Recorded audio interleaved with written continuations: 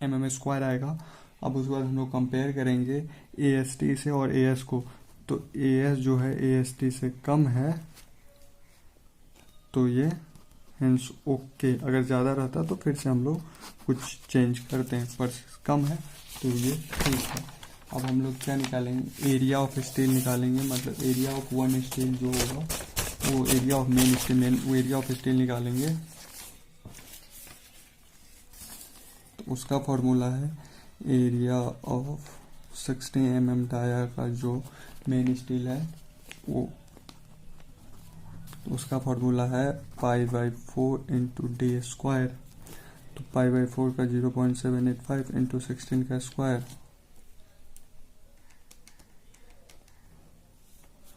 0.785 into 256। तो इसका जो निकलेगा क्या निकलेगा, एरिया ऑफ वन स्टील 200 निकलेगा, 200.96 mm² निकलेगा, निकलेगा। उसके बाद हम लोग निकालना है, हम लोग को पता करना है कि कितना नंबर ऑफ बार लगेगा। तो हम लोग वो देखेंगे नंबर ऑफ बार रिक्वायर्ड। तो उसके बाद जो कैलकुलेशन होगा वो होगा number of bar required.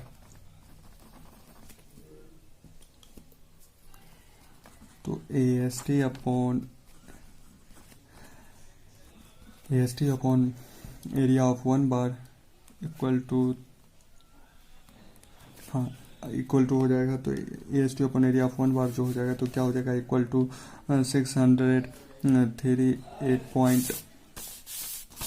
638.74 upon 200.96। तो नंबर ऑफ बार जो निकल के आ जाएगा वो निकल के आ जाएगा 3.19। पर 3.19 नहीं देते हैं, मतलब कहीं भी इतना बार का नहीं आ जाएगा, तो हम लोग से बोल सकते हैं से 4 बार्स। अब हम लोग क्या प्रोवाइड करेंगे, 4 बार प्रोवाइड कराएंगे 16 mm डाया का, प्रोवाइडेड 4 बार 16 mm डाया का प्रोवाइड होगा। नंबर हम लोग यहाँ से 4 बार निकाल लिए हैं, 4 बार। तो इसका कैलकुलेशन हो जाएगा 400 इंटू 200। एक का एरिया हमको पता है तो 4 से मल्टीप्लाई कर देंगे, 4 से मल्टीप्लाई कर देंगे तो ये जो हो जाएगा 800 mm² हो जाएगा।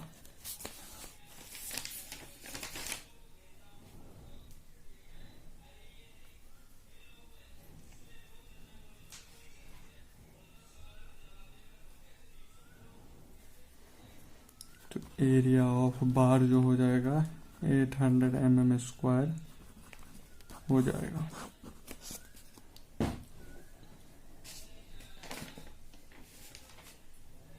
उसके बाद डिफ्रैक्शन कंट्रोल हम लोग चेक करते हैं।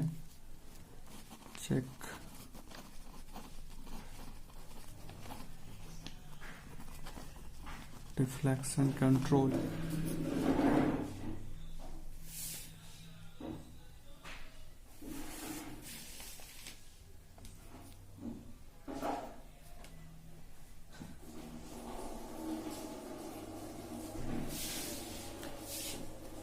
ये बीम जो है वो 10 मीटर से कम की है, तो हेंस दिस बीम इज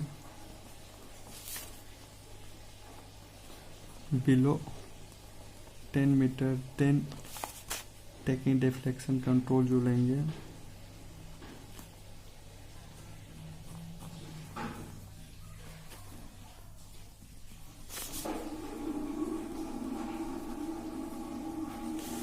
ये लेंगे percentage of steel required, tensile reinforcement,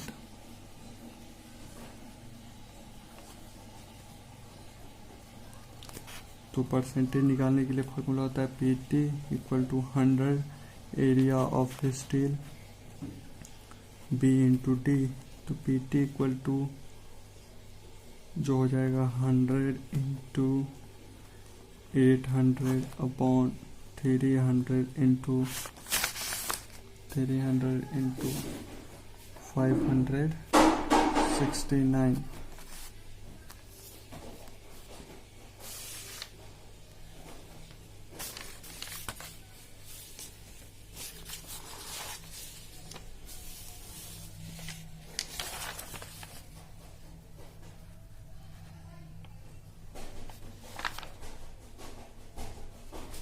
sorry 559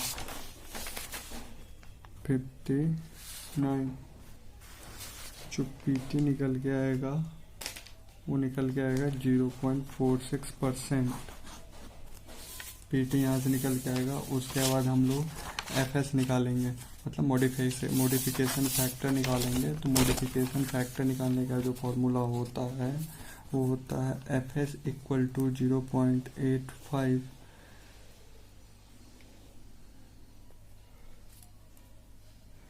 into fy ast required upon ast provided, ये होता है। तो fs equal to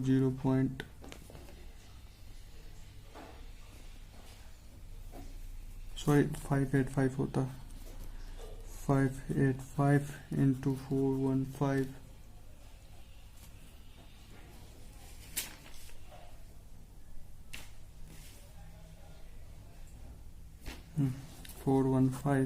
AST required जो है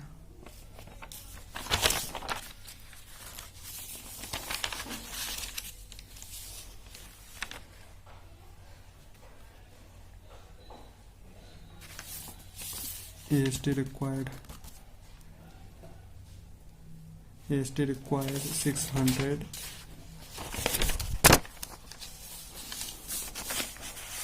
ये 638.74 अपॉन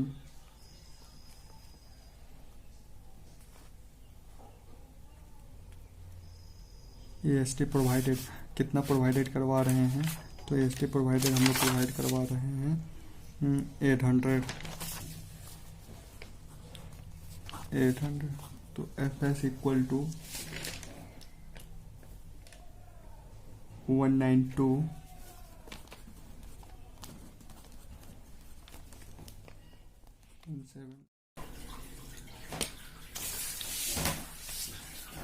मॉडिफिकेशन फैक्टर का ये आ जाएगा, KT आ जाएगा। तो अब KT जो होता है मॉडिफिकेशन फैक्टर के टेबल से मिल जाता है, जो अभी मेरे पास नहीं है तो देख लीजिएगा। तो उसके बाद हम लोग करते क्या हैं, कंपेरिजन करते हैं L/T इक्वल टू मैक्स से। तो कितना है? तो 20 इंटू 1.6 20 जो फॉर्मूला है 1.6 यहाँ से ले लेंगे तो 32 हो जाएगा। अब हम लोग L/T प्रोवाइडेड मतलब कितना प्रोवाइडेड की कितना हम लोग दे रहे हैं वो देखने के बाद जो 6400 लेंथ हो जाएगा। उसके बाद डेप्थ जो हो जाएगा 559 हो जाएगा। तो इसका कैलकुलेशन करने के बाद जो आएगा 11.44 आ जाएगा। तो ये जो है इससे कम है, तो हेंस ओके सही है। अब हम लोग क्या करेंगे, शेयर कैलकुलेशन करेंगे। अब शेयर कैलकुलेशन करने के लिए क्या होगा, शेयर स्ट्रेसेस निकालेंगे। तब हम लोग उसके लिए पहले V निकालेंगे। तो V इक्वल टू WL²/2। तो V जो हो जाएगा WL वेट कितना है तो हम लोग को पता है 14,500 है, इंटू लेंथ इसका क्या है, क्लियर स्पैन का ही लेंगे 6 है अपॉन 2। तो V equal to 43,500 newton metre हो जाएगा और 43.5 किलो न्यूटन मीटर हो जाएगा। उसके बाद हम लोग शेयर स्ट्रेसेस निकालेंगे। अब शेयर स्ट्रेसेस निकालने का फॉर्मूला है tau V equal to V/BD। तो tau v equal to v कितना है 43,500 अपॉन विड्थ कितना है 300 इंटू डेप्थ कितना है 559। Tau v equal to 0.25 newton per mm square, ये हो जाएगा। टाउ वी निकलने के बाद हम लोग निकालेंगे, उसके बाद ये टाउ वी ऐसे निकल जाएगा। तब हम लोग कंपेरिजन करेंगे तो टेबल से टाउ वी जो है वो टाउ सी से मैक्स से कम है, तो ये सही है, हेंस ओके। जो हम लोग IS कोड 456/2000 में मिल जाएगा।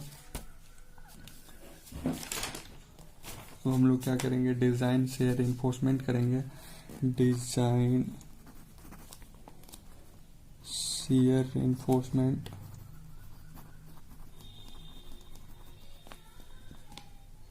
ऑफ कंक्रीट करेंगे टाउ सी। तो परसेंटेज हम लोग को पता है, PT हम लोग को पता है कि 0.46 होगा।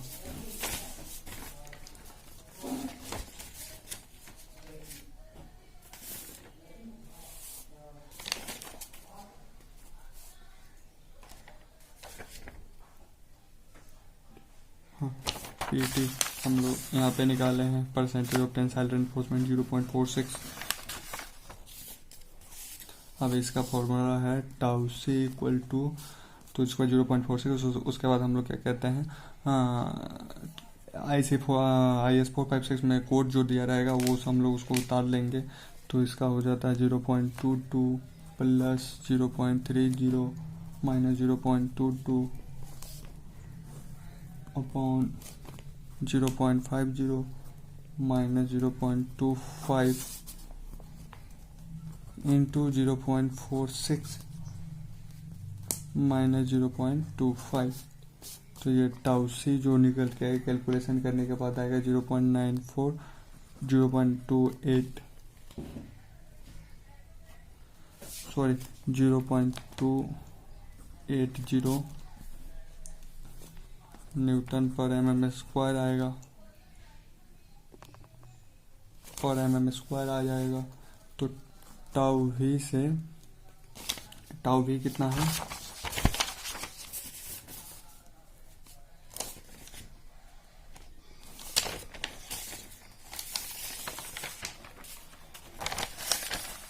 टाउ वी 0.25 है और टाउ सी जो है 0.280 है। तो मतलब ये टाउ वी से टाउ सी छोटा है, तो hence share enforce is not provided. तो इसमें शेयर एनफोर्समेंट जो होगा वो नहीं प्रोवाइड करना है।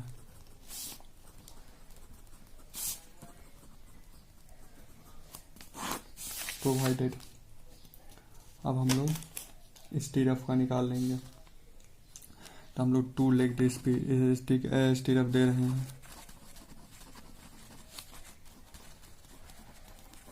स्टीरअप्स दे रहे हैं, तो स्टीरअप्स निकालने का एरिया ऑफ स्टीरअप्स जो निकालने का होगा π/4 into d square into number of स्टीरअप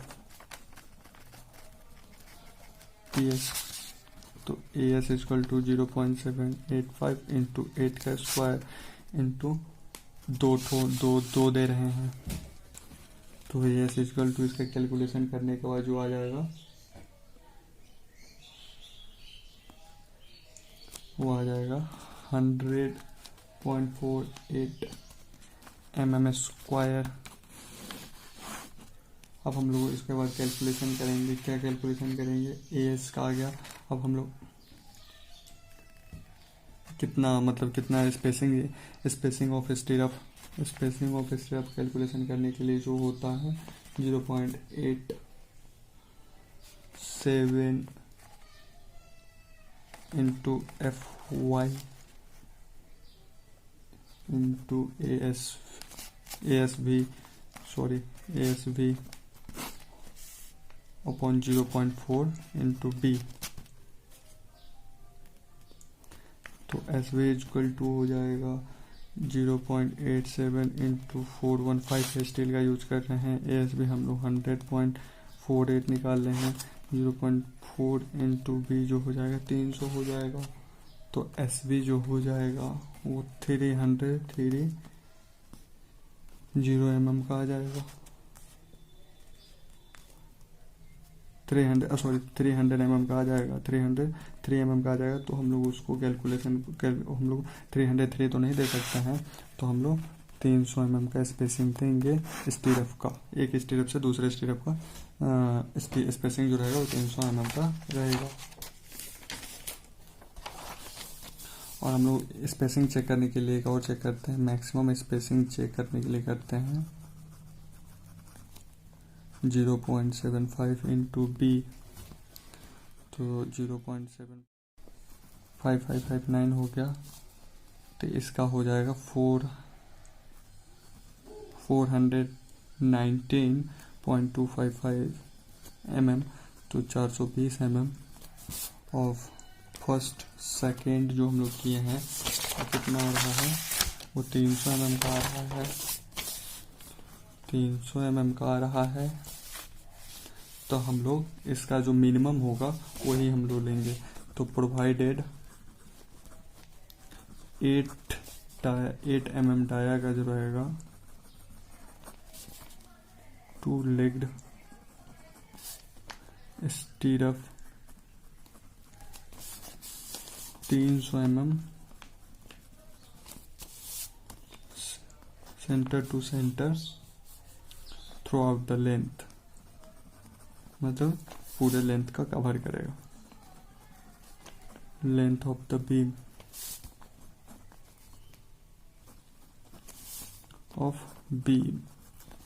करेगा। अब हम लोग लास्ट जो चेक करेंगे वो हम लोग चेक करेंगे development length.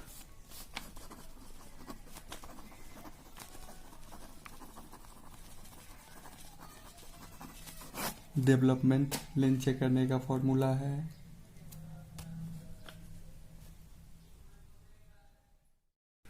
Development length check करने का फॉर्मूला होता है l d is equal to length of development length is equal to l d is equal to 0.5 sigma s t upon 4 tau b d. Tau b d जो होता है grade of concrete होता है या डिजाइन बॉन्ड स्ट्रेसेस होता है। टाउ बी डी जो होता है डिजाइन बॉन्ड स्ट्रेसेस होता है। डाया ऑफ बार फाई से डाया ऑफ बार होता है।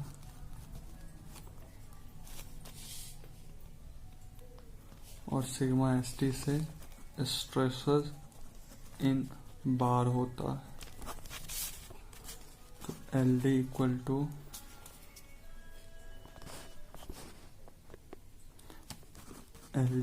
टू कितने mm का बार यूज कर रहे हैं, 16 mm डाया का बार यूज कर रहे हैं इंटू 230, मतलब 4 आते हैं। स्टील का जो स्ट्रेसेस है 1415 स्टील का जो है 230 है इंटू टाउ बी डी जो आपको एक आई एस कोड में मिल जाता है, तो 1.28 इंटू 4। तो l d equal to 718.75 mm हो जाएगा लेंथ ऑफ डेवलपमेंट लेंथ। अब हम यहाँ पे आप ओवरऑल करेंगे size of beam 300 mm into 600 mm। Main tensile steel जो होगा 4 बार होगा, 60 mm बार का होगा 4 होगा। डाया बार का होगा। स्टीरअप्स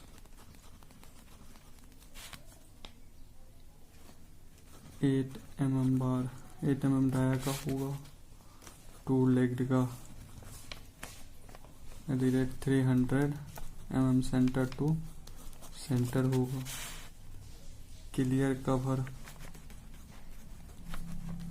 25 mm का होगा डाया का।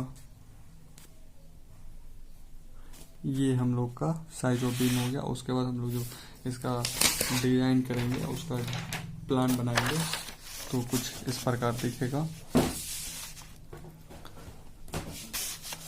ये 400